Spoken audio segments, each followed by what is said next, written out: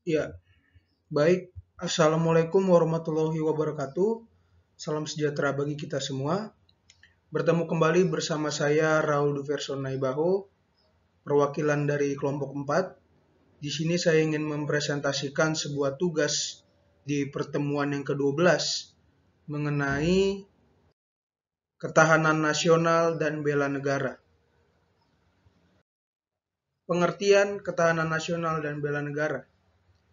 Ketahanan nasional adalah kondisi dinamis suatu bangsa yang meliputi segenap aspek kehidupan nasional yang terintegrasi, yaitu kesatuan yang menyeluruh dalam kehidupan nasional suatu bangsa, baik unsur sosial maupun alamiah, baik bersifat potensial maupun fungsional.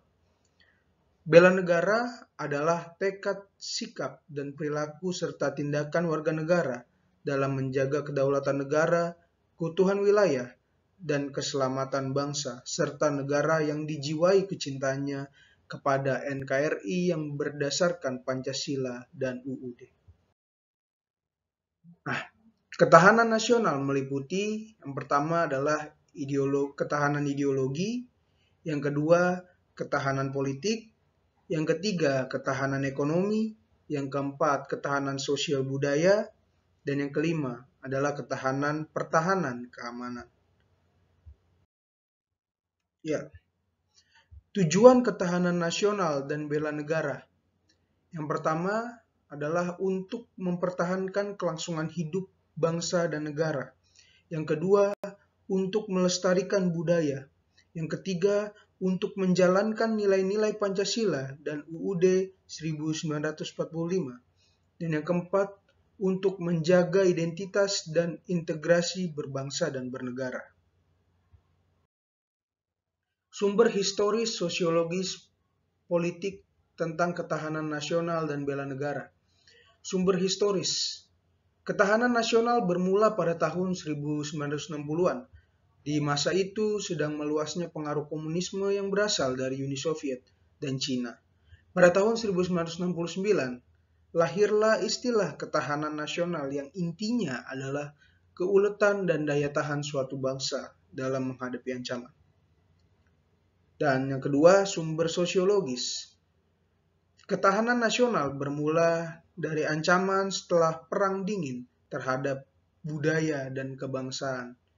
Inti ketahanan nasional pada dasarnya berada pada tataran mentalitas bangsa Indonesia sendiri dalam menghadapi dinamika masyarakat itu sendiri. Dan yang ketiga, sumber politik. Ketahanan nasional saat ini dipengaruhi oleh kondisi ketidakadilan sebagai musuh bersama. Lembaga Ketahanan Nasional RI sebagai lembaga yang mengembangkan konsep ketahanan nasional Indonesia sudah membuat badan khusus yang bertugas mengukur tingkat ketahanan Indonesia. Contoh-contoh ketahanan nasional dan bela negara.